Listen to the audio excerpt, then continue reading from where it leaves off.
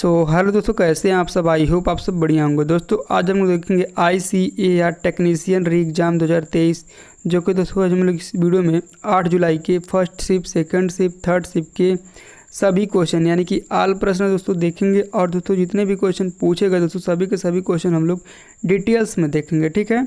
तो दोस्तों आप लोग इस वीडियो में पूरा ध्यान से लास्ट तक बने रहिएगा। दोस्तों वीडियो में किसी भी क्वेश्चन का आंसर आपको पहले से पता है दोस्तों, आप लोग कमेंट बॉक्स में लिख सकते हैं। दोस्तों इसमें जितने भी क्वेश्चन पड़े हुए हैं ना दोस्तों, आपके आगामी एग्जामों में दोस्तों बहुत ही काफ़ी ज़्यादा हेल्पफुल होगा, ठीक है। चलिए तो दोस्तों पहला क्वेश्चन आपका है, एनी बेसेंट ने गर्म दल और नरम दल को किस अधिवेशन में मिलाया था। तो दोस्तों 1916 ईस्वी में कांग्रेस के लखनऊ अधिवेशन में दोस्तों गर्म दल और नरम दल एनी बेसेंट के द्वारा मिलाया गया था, ठीक है। सूरत अधिवेशन के बाद कांग्रेस गर्म दल और नरम दल में विभाजित हो गई थी। सूरत अधिवेशन 26 दिसंबर 1907 ईस्वी को ताप्ती नदी के किनारे संपन्न हुआ था, ठीक है। सूरत विभाजन के बाद गर्म दल का नेतृत्व दोस्तों तिलक, जो जिन्हें दोस्तों शॉर्टकट में कहते हैं लाल बाल पाल, ठीक है। तो दोस्तों गर्म दल का नेतृत्व तिलक, लाला लाजपत राय एवं बिपिन चंद्र पाल ने किया था। और वहीं दोस्तों नरम दल के नेता गोपाल कृष्ण गोखले ने किया था, ठीक है। 1916 ईस्वी में कांग्रेस के लखनऊ अधिवेशन में पुनः दोनों दलों का आपस में विलय हो गया, ठीक है। तो दोस्तों इतने सारे फैक्ट आपको ध्यान में रखना दोस्तों, क्योंकि ये काफ़ी ज़्यादा इंपॉर्टेंट है और अगले एग्जाम में दोस्तों बहुत ही हेल्पफुल हो सकता है, ठीक है। चलिए अगला क्वेश्चन देखते हैं। चलिए दोस्तों अगला क्वेश्चन आपका है दोस्तों, विश्व का सबसे बड़ा नदी द्वीप कौन सा है। तो दोस्तों विश्व का सबसे बड़ा नदी द्वीप दोस्तों आपका माजुली नदी द्वीप है, ठीक है। Guinness book of world record ने माजुली को दुनिया की सबसे बड़ी नदी द्वीप का नाम दिया है, ठीक है। यह सुंदर नदी द्वीप असम में ब्रह्मपुत्र नदी पर स्थित है दोस्तों। कहाँ पे? ब्रह्मपुत्र नदी पर स्थित है, ठीक है। चलिए अगला क्वेश्चन देखते हैं। चलिए दोस्तों आपका अगला क्वेश्चन पूछा गया दोस्तों, खेलो इंडिया विंटर गेम्स 2022 के समापन समारोह में मुख्य अतिथि कौन रहा था। तो दोस्तों केंद्रीय गृह मामलों और युवा मामलों और खेल राज्य मंत्री निश्चित प्रमाणित समापन समारोह के अवसर पर मुख्य अतिथि के रूप में मौजूद रहे, ठीक है।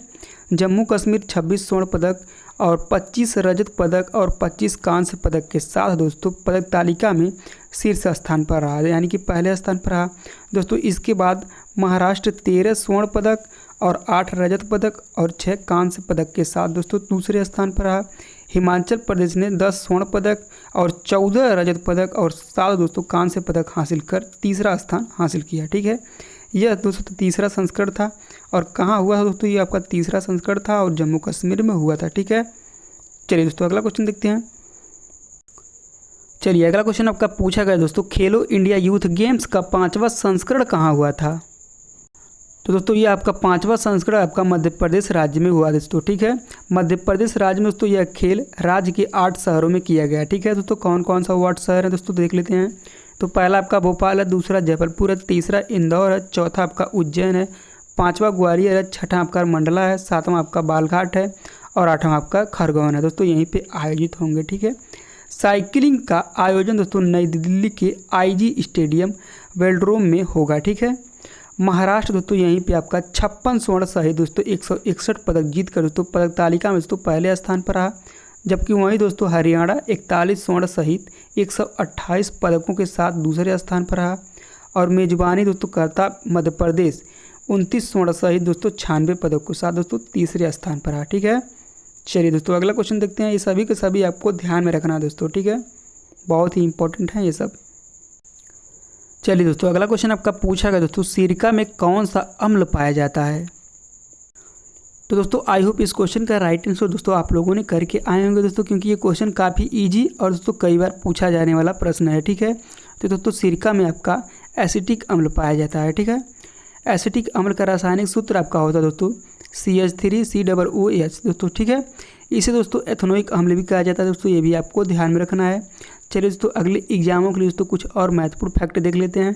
तो दोस्तों लैक्टिक अम्ल एक कार्बनिक अम्ल है जिसका दोस्तों रासायनिक सूत्र आपका होता है C3H6O3, ठीक है। दोस्तों इसे दूध अम्ल के रूप में भी जाना जाता है, ये भी आपको ध्यान में रखना है।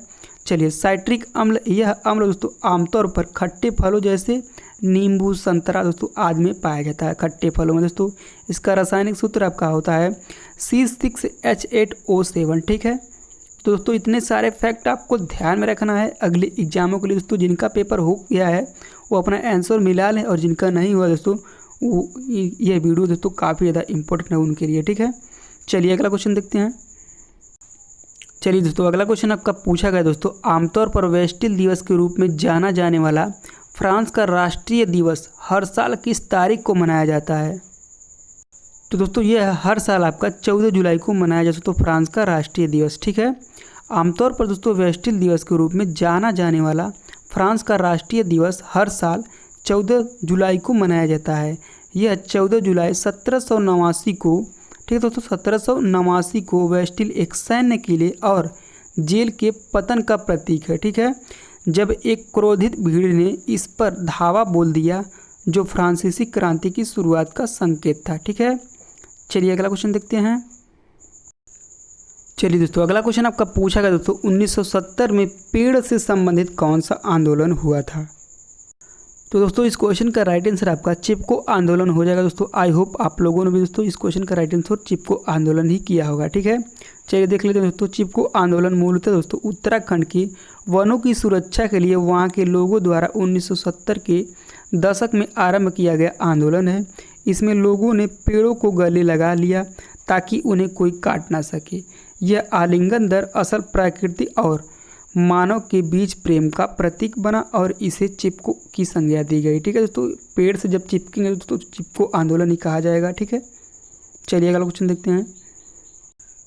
चलिए अगला क्वेश्चन आपका पूछा गया दोस्तों, 1972 में पश्चिम बंगाल वन विभाग ने राज्य के दक्षिण पश्चिमी जिलों में निम्नलिखित डैश वनों को पुनर्जीवित करने में अपनी विफलताओं को मान्यता दी। तो दोस्तों ऑप्शन में आपके पलाश, साल, पियाल, सेगुन दिया गया था, जो कि दोस्तों इस क्वेश्चन का राइट आंसर आपका साल राइट हो जाएगा, ठीक है। चलिए देखते हैं। 1972 में अरवरी वन रेंज के अवक्रमित साल वनों को पुनर्जीवित करते हुए वन विभाग को अपनी गलती का एहसास हुआ, ठीक है। अरवरी जंगल पश्चिम बंगाल के मिदनापुर जिले में स्थित है। पुलिस और निगरानी की पहली के तरीके पूरी तरह से विफल थी क्योंकि वे अक्सर स्थानीय लोगों के साथ अक्सर संघर्ष करते थे, ठीक है। चलिए अगला क्वेश्चन देखते हैं। चलिए दोस्तों अगला क्वेश्चन आपका पूछा गया दोस्तों, जामा मस्जिद का निर्माण कौन से सन में हुआ था? तो दोस्तों जामा मस्जिद का निर्माण दोस्तों आपका 1656 में हुआ था, ठीक है दोस्तों। तो दोस्तों इस क्वेश्चन का राइट आंसर आपका 1656 सही हो जाएगा, ठीक है। चलिए देखते हैं। जामा मस्जिद भारत की सबसे बड़ी मस्जिदों में से एक है। इसे दोस्तों 1 लाख की लागत से 1644 और 1656 के बीच मुग़ल बादशाह शाहजहां ने बनवाया था, ठीक है। जामा मस्जिद को दोस्तों मस्जिद ए जहानुमा या दुनिया की मस्जिद कमांडिंग व्यू के रूप में भी जाना जाता है, ठीक है।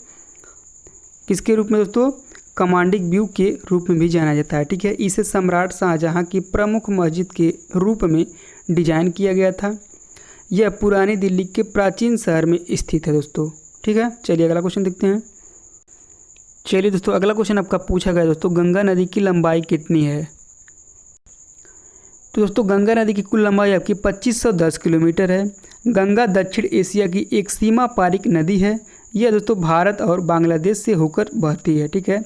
यह नदी दोस्तों गंगोत्री ग्लेशियर से निकलती है जो उत्तराखंड में पश्चिमी हिमालय में स्थित है।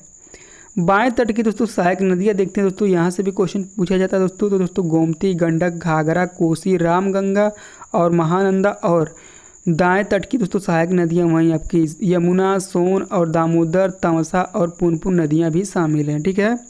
चलिए दोस्तों कुछ और नदियाँ देख लेते हैं दोस्तों, क्योंकि ये भी टॉपिक बहुत ही इंपॉर्टेंट है। तो चलिए दोस्तों देखते हैं हम लोग, थोड़ा ध्यान से आप लोग थोड़ा देखिएगा दोस्तों, ठीक है। तो दोस्तों पहले पे आपका आता है सिंधु नदी। दोस्तों सिंधु नदी का उद्गम स्थल आपका मानसरोवर झील के समीप स्थित राक्षस ताल झील से होती है। और दोस्तों इसका संगम या मुहावरा दोस्तों अरब सागर में होता है। और इसकी कुल लंबाई दोस्तों 2828 मीटर 80 मीटर है, ठीक है। 2880 मीटर है कुल लंबाई। वहीं दोस्तों दूसरे नंबर पर आपका गंगा नदी आता है। दोस्तों गंगा नदी का आपका उद्गम स्थल गंगोत्री के पास गौमुख हिमानी से होता है। और ये दोस्तों मुहावरा इसका बंगाल की खाड़ी में जाकर गिरती है, ठीक है। ये दोस्तों 2510 किलोमीटर जो कि दोस्तों हम लोग देख चुके हैं इसकी लंबाई है। वहीं दोस्तों आपका तीसरे नंबर पर आपका आता है ब्रह्मपुत्र नदी, जो कि दोस्तों मानसरोवर झील के समीप स्थित चिमायुंगदुंग हिमानी से होता है दोस्तों। कहाँ से? चिमायुंगदुंग हिमानी से, ठीक है। और इसका मुहाना दोस्तों बंगाल की खाड़ी से होता है और इसकी कुल लंबाई दोस्तों 2900 किलोमीटर है, ठीक है। कितना? 2900 किलोमीटर। सतलज नदी का दोस्तों मानसरोवर झील के समीप स्थित राक्षस ताल से इसका उद्गम स्थल है, जो कि दोस्तों सिंधु नदी का भी वहीं से है दोस्तों, ठीक है। और ये दोस्तों चिनाब नदी से जाकर मिलती है, ये दोस्तों चिनाब नदी से मिलती है और इसकी लंबाई दोस्तों कुल 1050 किलोमीटर है, ठीक है। वहीं दोस्तों रावी नदी दोस्तों कांगड़ा जिले में रोहतांग दर्रे के समीप दोस्तों, जो कि दोस्तों ये भी आपका चिनाब नदी से मिलती है। इसकी लंबाई दोस्तों 720 मीटर है, 720 किलोमीटर है, ठीक है। ब्यास नदी दोस्तों रोहतांग दर्रे के समीप दोस्तों इसका ये दोस्तों सतलज नदी से मिलती है जाकर, ठीक है। जो कि दोस्तों इसकी कुल लंबाई आपका 625 किलोमीटर है। यमुना नदी दोस्तों, यमुना नदी बंदरपूछ के पश्चिमी ढाल पर स्थित यमुनोत्री हिमानी के से इसका उद्गम स्थल है। ये दोस्तों प्रयाग यानी कि इलाहाबाद में गंगा नदी से जाकर मिलती है। इसकी लंबाई दोस्तों 1375 किलोमीटर है। और वहीं दोस्तों चंबल नदी की बात करें दोस्तों, तो चंबल नदी आपके मध्य प्रदेश में महू के समीप स्थित जनापाव पहाड़ी से उद्गम स्थल इसका होता है, ठीक है। यमुना नदी से दोस्तों जाकर मिलती है। इसकी कुल लंबाई 1050 किलोमीटर है, ठीक है। तो दोस्तों इतने सारे आपको ध्यान में रखना है दोस्तों। चलिए अगला क्वेश्चन देखते हैं। चलिए अगला क्वेश्चन आपका पूछा गया दोस्तों, गयासुद्दीन तुगलक ने अपने वंश की स्थापना कब की थी? तो दोस्तों तुगलक वंश दोस्तों कुल शासन किया था दोस्तों 1320 से लेकर 1412 ईस्वी तक, ठीक है। तुगलक वंश की स्थापना दोस्तों 1320 ईस्वी में गाजी मलिक यानी कि गयासुद्दीन तुगलक ने की थी, ठीक है। गयासुद्दीन तुगलक का शासनकाल दोस्तों आपका 1320 से लेकर 1325 ईस्वी तक रहा है। चलिए दोस्तों कुछ शासन अवधि देख लेते हैं, ठीक है। तो चलिए दोस्तों पहला आपका है मामलुक राजवंश, ठीक है दोस्तों। इसे हम लोग गुलाम वंश के नाम से भी जाना जाता है, क्योंकि दोस्तों मोहम्मद गौरी का एक गुलाम था, जो कि दोस्तों उसका नाम था कुतुबुद्दीन ऐबक। उन्हीं के द्वारा दोस्तों इसकी स्थापना की गई थी दोस्तों, किसकी? गुलाम वंश की दोस्तों। कब की गई थी दोस्तों? तो 1206 में की गई थी, ठीक है। और दोस्तों आप लोग ये भी ध्यान रखिएगा दोस्तों, वास्तविक संस्थापक तो दोस्तों आपका कुतुबुद्दीन ऐबक नहीं होगा दोस्तों, वास्तविक संस्थापक आपका इल्तुतमिश होगा दोस्तों। मैंने ये कई बार आप लोग को बताया, ठीक है। तो दोस्तों गुलाम वंश का आपका अवधि था दोस्तों 1206 से लेकर 1290 तक। उसके बाद आपका आया खिलजी राजवंश यानी कि खिलजी वंश। दोस्तों खिलजी वंश के संस्थापक आपके जलालुद्दीन खिलजी हैं। इसकी अवधि दोस्तों इस वंश की अवधि दोस्तों 1290 से लेकर 1320 तक रही। उसके बाद आपका आया तुगलक वंश। दोस्तों तुगलक वंश के संस्थापक आपके गयासुद्दीन तुगलक हैं, जो कि दोस्तों 1320 से लेकर 1414 तक इसकी शासन अवधि थी, ठीक है। उसके बाद आपका आया सैयद वंश। दोस्तों सैयद वंश के संस्थापक आपके खिज्र खां हैं, जो कि दोस्तों 1414 से लेकर 1451 तक इसकी शासन अवधि रही। और आपका लास्ट है अफगान लोदी राजवंश। दोस्तों ये इसकी शासन अवधि आपका 1451 से लेकर 1526 तक रहा, ठीक है। चलिए दोस्तों अगला क्वेश्चन आपका पूछा गया दोस्तों, कार्बन का कोवेलेंट बॉन्ड कितना है? तो दोस्तों कार्बन का कोवेलेंट बॉन्ड्स आपका 4 है दोस्तों। इस क्वेश्चन का राइट आंसर आपका 4 हो गया होगा, ठीक है, अगर जो आप लोगों ने क्लिक करके आए होंगे तब, ठीक है। चलिए अगला क्वेश्चन देखते हैं। चलिए दोस्तों अगला क्वेश्चन आपका पूछा गया, राज्य भाषा आयोग का गठन कब हुआ था? तो दोस्तों राज्य या राजभाषा संबंधी विवाद के निपटारे के लिए संविधान ने 1955 में राज्य भाषा आयोग का गठन किया, जिसने 1956 में अपनी रिपोर्ट प्रस्तुत की, ठीक है। प्रथम राजभाषा आयोग का गठन 1955 में बीजी खेर की अध्यक्षता में हुआ था, ठीक है। अनुच्छेद 343 के अनुसार संघ की राजभाषा हिंदी तथा लिपि दोस्तों देवनागरी होगी, ठीक है। तो दोस्तों ये आपको ध्यान में रखना है। चलिए अगला क्वेश्चन देखते हैं। चलिए अगला क्वेश्चन आपका पूछा गया था दोस्तों, 1879 में गुजरात में कौन सा डैम बना था? दोस्तों इस क्वेश्चन का राइट आंसर हमें मिल नहीं पाया दोस्तों अगर जो हमको मिलता है दोस्तों आप लोग को मैं तुरंत बता देता, लेकिन दोस्तों हमको मिल नहीं पाया दोस्तों। एनालिसिस बहुत करने के बाद नहीं मिला। इस क्वेश्चन का राइट आंसर दोस्तों आप लोग को अगर जो पता है दोस्तों आप लोग कमेंट बॉक्स में लिखिएगा दोस्तों। हेलो दोस्तों, कैसे हैं आप सब? आई होप आप सब बढ़िया होंगे दोस्तों। आज हम लोग देखेंगे ICAR टेक्नीशियन एग्जाम 2023, जो कि दोस्तों हम लोग पिछले वीडियो में आपका 8 जुलाई फर्स्ट शिफ्ट का क्वेश्चन पेपर हम लोग एनालिसिस कर चुके हैं। इस वीडियो में दोस्तों हम लोग 8 जुलाई सेकंड शिफ्ट का क्वेश्चन पेपर हल करने वाले हैं, जो कि दोस्तों जितने भी क्वेश्चन पूछेगा दोस्तों सभी के सभी क्वेश्चन दोस्तों हम लोग इस वीडियो में डिटेल्स के साथ देखेंगे, ठीक है। तो दोस्तों आप लोग वीडियो में पूरा ध्यान से और लास्ट तक बनेगा दोस्तों। वीडियो में किसी भी क्वेश्चन का आंसर अगर जो आपको पहले से पता है तो दोस्तों आप लोग कमेंट बॉक्स में लिख सकते हैं। तो दोस्तों बिना समय गवाए वीडियो करते हैं स्टार्ट। तो चलिए दोस्तों आपका पहला क्वेश्चन पूछा गया दोस्तों, कनाडा के संविधान से भारतीय संविधान में क्या लिखा गया है? तो दोस्तों कनाडा के संविधान से आपका केंद्र में अवशिष्ट शक्तियों का वर्गीकरण लिया गया है। केंद्र द्वारा राज्य के राज्यपालों की नियुक्ति लिया गया है। सर्वोच्च न्यायालय का सलाहकार क्षेत्राधिकारी लिया गया है। भारत में अर्धसंघीय सरकार के स्वरूप, जो कि दोस्तों ऑप्शन में आपके यही था दोस्तों। इस क्वेश्चन का राइट आंसर आपका भारत में अर्धसंघीय सरकार के स्वरूप लिया गया है कनाडा के संविधान से। और दोस्तों केंद्र की अविभाज्य शक्तियों की अवधारणा को कनाडा के संविधान से लिया गया है। ठीक है, तो दोस्तों इस क्वेश्चन का राइट आंसर आपका अर्धसंघीय सरकार के स्वरूप हो जाएगा। ठीक है, चलिए अगला क्वेश्चन देखते हैं। चलिए दोस्तों अगला क्वेश्चन आपका पूछा गया दोस्तों, पुरुष हॉकी का फाइनल किस स्टेडियम में हुआ था? तो दोस्तों कलिंगा स्टेडियम में हुआ था, जो कि दोस्तों उड़ीसा के भुवनेश्वर राजधानी में कलिंगा स्टेडियम स्थित है। ठीक है, चलिए अगला पॉइंट देखते हैं दोस्तों। जर्मनी ने पुरुष हॉकी विश्व का खिताब जीता है, 2023 का खिताब जो कि था। ठीक है, और बेल्जियम को शूटआउट में 5-4 से मात दिया, यानी कि हरा दिया। ठीक है, चलिए अगला क्वेश्चन देखते हैं।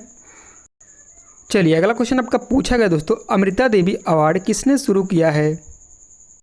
तो दोस्तों अमृता देवी बिश्नोई वन्य जीव संरक्षण पुरस्कार भारत सरकार द्वारा वन्य जीव संरक्षण के लिए स्थापित एक राष्ट्रीय पुरस्कार है। ठीक है, यह पुरस्कार अमृता देवी बिश्नोई की याद में है। ठीक है, जो राजस्थान की खेजरली में खेजड़ी के पेड़ों के एक ग्रोह की रक्षा करने की कोशिश करते हुए 1730 खेजड़ली नरसंहार में मारे गए थे। ठीक है, राजस्थान और मध्य प्रदेश की सरकारों ने शुरू में वन्य जीवों के संरक्षण में योगदान के लिए राज्य स्तरीय अमृता देवी बिश्नोई पुरस्कार शुरू किया है। ठीक है, चलिए अगला क्वेश्चन आपका देखते हैं।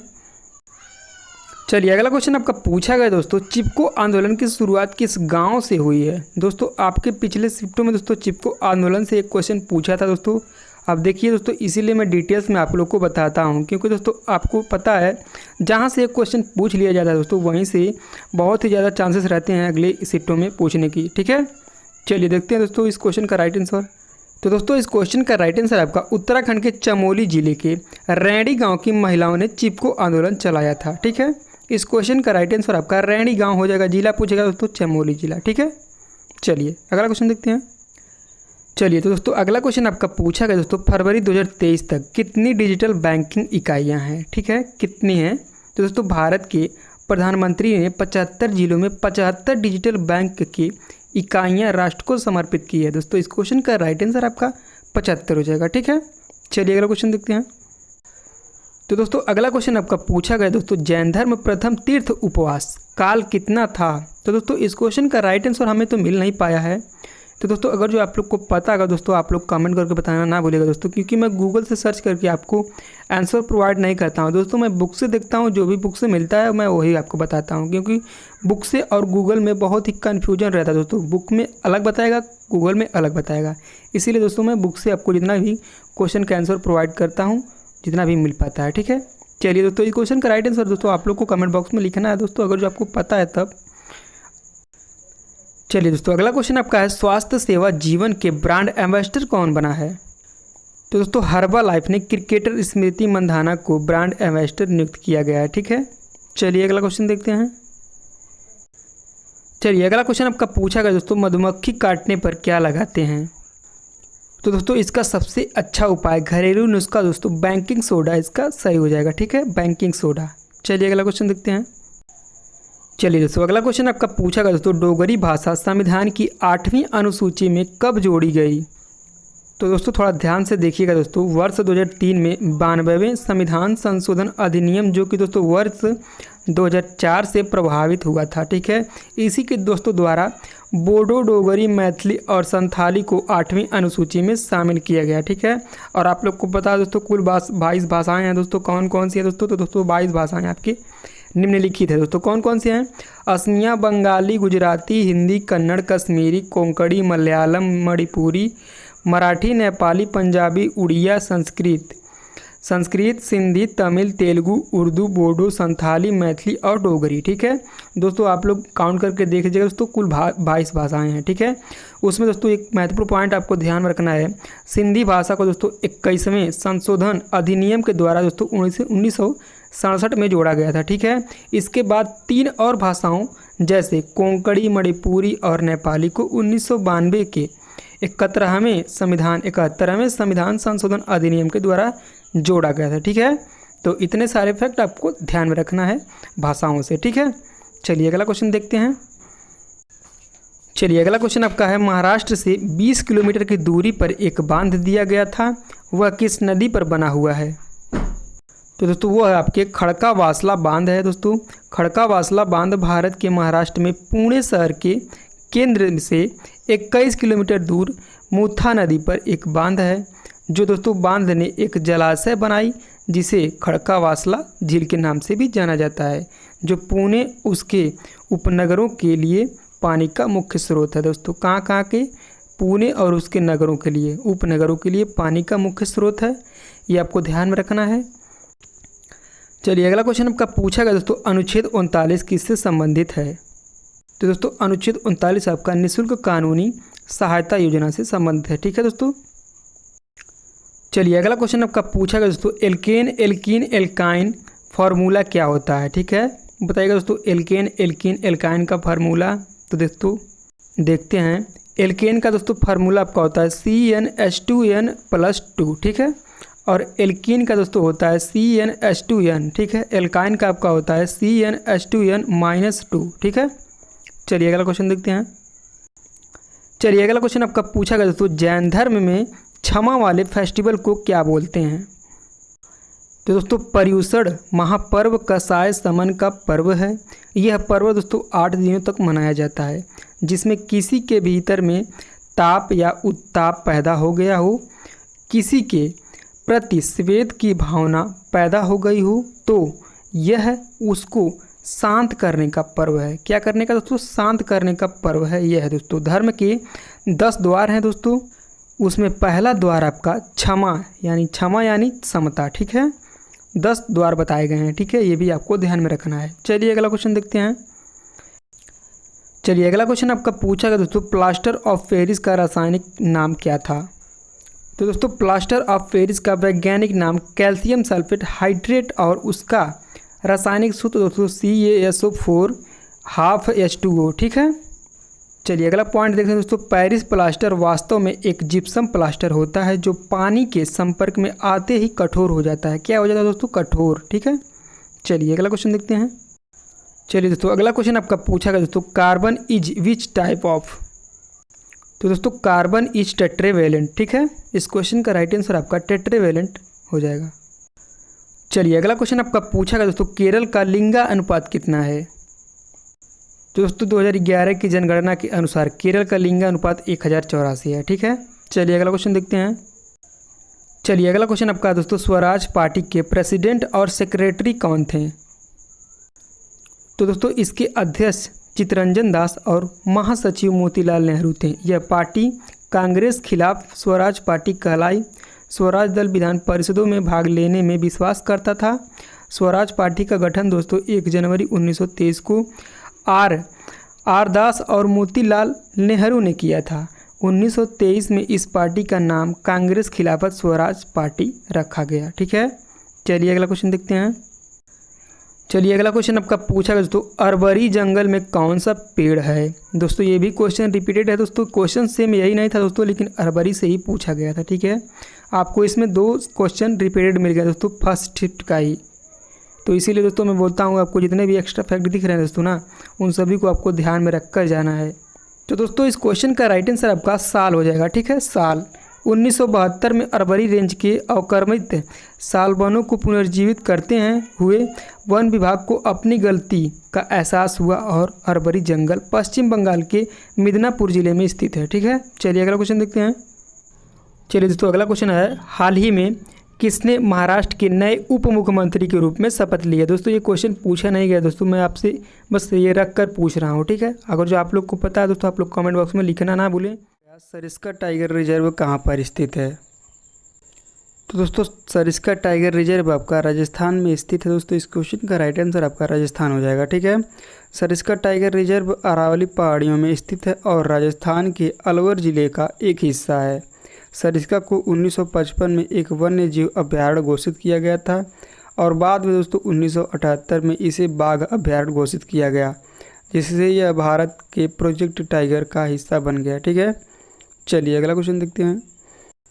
तो दोस्तों अभ्यारत से संबंधित दोस्तों क्वेश्चन हर एक एग्जाम में पूछे जाते हैं, ठीक है। तो दोस्तों इसीलिए मैंने अभ्यारत से संबंधित जितने भी क्वेश्चन आपके बन सकते हैं दोस्तों, सभी के सभी दोस्तों हम लोग डिस्कस कर लेते हैं, ठीक है। तो दोस्तों ये क्वेश्चन पूछा गया था दोस्तों, अभी किसी एग्जाम में दोस्तों ये क्वेश्चन पूछा हुआ है, ठीक है। क्वेश्चन क्या था दोस्तों, गिरी वन्य जीव अभ्यारण्य निम्नलिखित में से किस जानवर के संरक्षण के लिए जाना जाता है।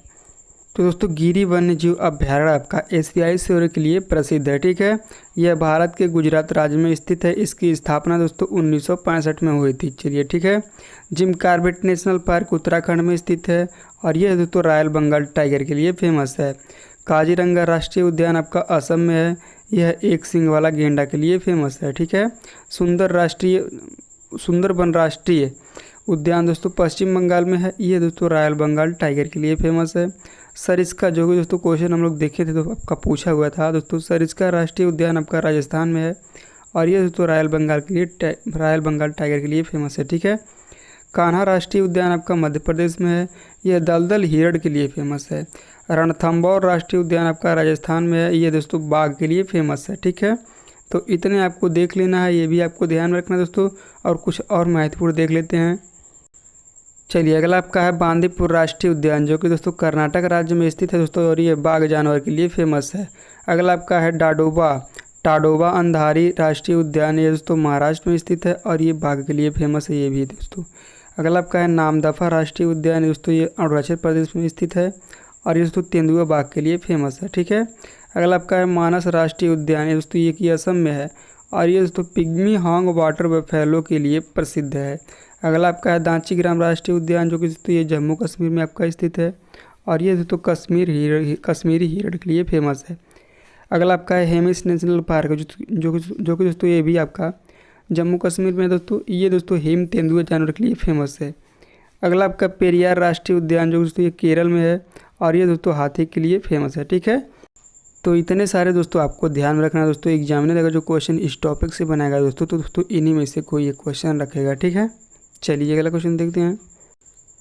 चलिए दोस्तों आपका अगला क्वेश्चन पूछा गया दोस्तों, 2021 का chess player of the player कौन था। तो दोस्तों 2021 का chess player of the player दोस्तों आपके अभिमन्यु मिश्रा बने थे, ठीक है। भारतीय मूल के 12 वर्षीय अभिमन्यु मिश्रा चेस की सबसे कम उम्र की ग्रैंड मास्टर बने गए हैं, ठीक है। यहाँ दोस्तों चीज़ हो गया दोस्तों, टाइपिंग में मिस्टेक हो गया, लेकिन ये चेस है, ठीक है। चलिए अगला क्वेश्चन देखते हैं। चलिए दोस्तों अगला क्वेश्चन आपका पूछा गया दोस्तों, अप्रैल 2023 कितनी क्लासिकल लैंग्वेज हैं, ठीक है। तो दोस्तों थोड़ा ध्यान से समझिएगा दोस्तों, भारत में कुल 6 भाषाओं को क्लासिकल भाषाओं के रूप में चुना गया है दोस्तों। पहला आपका तमिल और दूसरा तेलुगु, तीसरा संस्कृत, चौथा आपका कन्नड़ और पाँचवा आपका मलयालम और दोस्तों छठा आपका उड़िया, ठीक है। शास्त्रीय भाषाओं को दर्जा दिया गया है, ठीक है। तमिल भारत की पहली भाषा है जिसे शास्त्रीय दर्जा प्राप्त हुआ है, तमिल, ठीक है। तमिल को 2004 में एक शास्त्रीय भाषा के रूप में घोषित किया गया था। 2005 में संस्कृत को एक शास्त्रीय भाषा के रूप में घोषित किया गया था। वहीं 2008 में कन्नड़ को एक शास्त्रीय भाषा के रूप में घोषित किया गया था और वहीं 2008 में दोस्तों तेलुगु को एक शास्त्रीय भाषा के रूप में घोषित किया गया था और 2013 में दोस्तों मलयालम को एक शास्त्रीय भाषा के रूप में घोषित किया गया था, ठीक है दोस्तों। अब यही दोस्तों क्लासिकल आपके लैंग्वेज हो गए दोस्तों। क्लासिकल यानी कि आपका शास्त्रीय नृत्य भी दोस्तों आप जान लीजिएगा दोस्तों, शास्त्रीय नृत्य आपको कुल 8 हैं। चलिए दोस्तों अगला क्वेश्चन आपका पूछा गया, गौतम बुद्ध का जन्म कहाँ हुआ था। तो दोस्तों गौतम बुद्ध का जन्म आपका नेपाल के लुम्बिनी में हुआ था दोस्तों और इनके बचपन का नाम सिद्धार्थ था दोस्तों, ये भी आपको ध्यान रखना है, कई बार पूछा जाता है, ठीक है। पहला उपदेश दोस्तों सारनाथ में दिया था इन्होंने और ज्ञान की प्राप्ति दोस्तों बोधगया में हुई थी, ठीक है। चलिए अगला क्वेश्चन देखते हैं। चलिए दोस्तों अगला क्वेश्चन आपका पूछा गया दोस्तों, ये इंग्लिश में लिखा हुआ था लेकिन मैंने हिंदी में ही लिखा हुआ है, ठीक है दोस्तों, आप लोग कन्फ्यूज मत होइएगा। कॉन्केव मिरर इमेज कहाँ फ्रॉम होगा। तो दोस्तों जब वस्तु फोकस बिंदु से परे किसी स्थान पर स्थित होती है तो छवि हमेशा दर्पण के विपरीत दिशा में कहीं स्थित हो जाती है, ठीक है। भले ही वस्तु एफ के ठीक सामने कहीं भी स्थित हो, छवि हमेशा दर्पण के पीछे ही स्थित होगी, ठीक है। चलिए अगला क्वेश्चन देखते हैं। चलिए अगला क्वेश्चन आपका दोस्तों, मराठी भाषा गौरव दिवस किस दिन मनाया जाता है। तो दोस्तों हर साल 27 फरवरी को मराठी भाषा गौरव दिवस मनाया जाता है। महाराष्ट्र के वरिष्ठ कवि विष्णु वामन शिरवाडकर उर्फ कुसुमग्रज की जयंती पर मनाया जाता है। ठीक है, चलिए दोस्तों, आपका अगला क्वेश्चन पूछा गया था दोस्तों, महिला IPL 2023 कौन जीता है? तो दोस्तों महिला IPL 2023 आपका मुंबई इंडियंस ने जीता है दोस्तों। उपविजेता आपका दिल्ली रहा दोस्तों। अब विनर को दोस्तों 6 करोड़ दिया जाता है, उपविजेता यानी दिल्ली को दोस्तों 3 करोड़ मिला होगा, और तीसरे स्थान को लोगों को दोस्तों 1 करोड़ रुपए दिया जाता है। ठीक है, चलिए आपका अगला क्वेश्चन पूछा गया दोस्तों, भारत में अब तक कितनी महिलाएं राष्ट्रपति रह चुकी हैं? तो दोस्तों प्रतिभा सिंह देवी पाटिल भारत की पहली महिला राष्ट्रपति हैं। उन्होंने 25 जुलाई 2007 से 25 जुलाई 2012 तक इस पद पर कार्य किया। राष्ट्रपति बनने वाली वह भारत की 12वीं शख्सियत थी, जबकि वर्तमान में भारत के 15वें राष्ट्रपति द्रौपदी मुर्मू देश की दूसरी महिला राष्ट्रपति हैं। उन्होंने दोस्तों 25 जुलाई 2022 को यह पद संभाला है। ठीक है, तो दोस्तों इस क्वेश्चन का राइट आंसर आपका 2 राष्ट्रपति हो जाएगा। ठीक है, अब तक 2 महिलाएं राष्ट्रपति बन चुकी हैं दोस्तों। ठीक है, चलिए अगला क्वेश्चन देखते हैं। चलिए अगला क्वेश्चन आपका पूछा गया दोस्तों, वांगला फेस्टिवल किस राज्य में मनाया जाता है?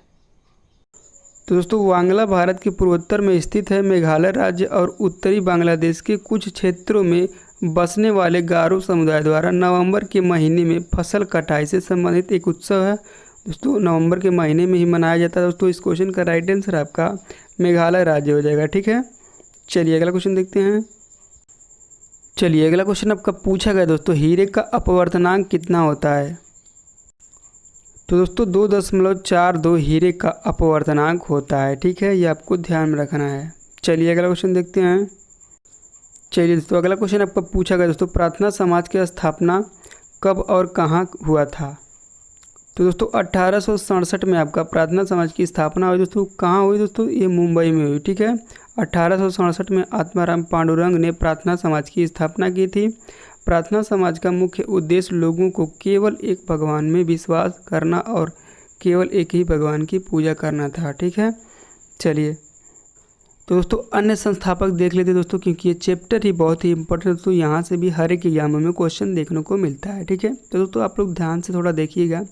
इसकी स्थापना दोस्तों 20 अगस्त 1828 को राजा राम मोहन राय ने कलकत्ता में की थी। ठीक है, कहाँ पे? कलकत्ता में। अन्य प्रमुख संगठन एवं संस्थापक दोस्तों देखते हैं। दोस्तों आत्मीय सभा के संस्थापक आपके राजा राम मोहन राय हैं, जो कि 1815 में की थी। ठीक है, आर्य समाज की स्थापना दोस्तों स्वामी दयानंद सरस्वती जी ने 1875 में की थी। एशियाटिक सोसाइटी की स्थापना विलियम्स जॉन्स 1784 में किया था। ठीक है, तत्वबोधिनी सभा की स्थापना दोस्तों देवेंद्रनाथ टैगोर ने 1839 में किया था। प्रार्थना समाज की स्थापना दोस्तों डॉक्टर आत्मानारायण पांडुरंगा ने 1867 में किया था, जो कि दोस्तों क्वेश्चन हम लोग देखे थे दोस्तों, यही क्वेश्चन आपका पूछा गया था। ठीक है, फॉरवर्ड ब्लॉक की स्थापना दोस्तों 1939 में सुभाष चंद्र बोस ने की थी। मुस्लिम लीग की स्थापना दोस्तों 1906 में आगा खां एवं सलीम खान ने किया था। ठीक है, रामकृष्ण मिशन की स्थापना दोस्तों 1897 में स्वामी विवेकानंद ने की थी। ठीक है, सत्यशोधक समाज की स्थापना दोस्तों ज्योतिबा फूले ने 1873 में की थी। सर्वेंट्स ऑफ इंडिया सोसाइटी की स्थापना दोस्तों गोपाल कृष्ण गोखले ने की थी दोस्तों। कब की थी? 1905 में। तो दोस्तों इतने सारे आपको ध्यान में रखना है, क्योंकि दोस्तों एग्जामिनर इस टॉपिक से अगर जो क्वेश्चन रखेगा दोस्तों आई होप यहीं से रखेगा। ठीक है, चलिए अगला क्वेश्चन देखते हैं। चलिए अगला क्वेश्चन आपका पूछेगा दोस्तों, पाकिस्तान का पहला प्रधानमंत्री कौन था? तो दोस्तों पाकिस्तान का पहला प्रधानमंत्री नवाबजादा लियाकत अली खान है। ठीक है, पाकिस्तान के संस्थापक जनक में से एक नवाबजादा लियाकत अली खान पाकिस्तान के पहले प्रधानमंत्री थे। उन्होंने 15 अगस्त 1947 को कार्यभार ग्रहण किया और 16 अक्टूबर 1951 तक इस पद पर रहे। ठीक है, चलिए अगला क्वेश्चन देखते हैं। चलिए अगला क्वेश्चन आपका पूछा गया दोस्तों, RTI एक्ट कब आया था? तो दोस्तों RTI एक्ट यानी कि सूचना का अधिकार 2005 को 15 जून 2005 में इसे अधिनियमित किया गया और पूर्णतः 12 अक्टूबर 2005 को संपूर्ण धाराओं के साथ लागू कर दिया गया। ठीक है, चलिए दोस्तों अगला क्वेश्चन आपका पूछा गया दोस्तों, फरवरी 2023 तक महासागर को साफ रखने के लिए भारत और किस देश के साथ एग्रीमेंट हुआ है। दोस्तों इस क्वेश्चन का राइट आंसर हमें मिल नहीं पाया दोस्तों, आप लोग को इस कमेंट बॉक्स में लिखना है, ठीक है। तो दोस्तों बच्चों द्वारा हमें इतने क्वेश्चन मिले हैं जो कि दोस्तों 100% रियल क्वेश्चन पेपर है। तो दोस्तों अगर जो हमारा वीडियो आपको थोड़ा सा भी पसंद आया हो तो दोस्तों प्लीज़ वीडियो को लाइक कर दीजिएगा। चैनल पर दोस्तों पहली बार विजिट किए सब्सक्राइब करना ना भूलिएगा, क्योंकि दोस्तों मैं इसी तरह के वीडियो आपको डेली इसी चैनल के माध्यम से प्रोवाइड करता रहता हूं। दोस्तों अगर जो किसी भी टॉपिक को आप कवर करवाना चाहते हैं दोस्तों आप लोग कमेंट करके बताना ना भूलें दोस्तों, मैं अवश्य बनाऊंगा दोस्तों, ठीक है। मिलते हैं नेक्स्ट वीडियो, तब तक के लिए जय हिंद जय भारत।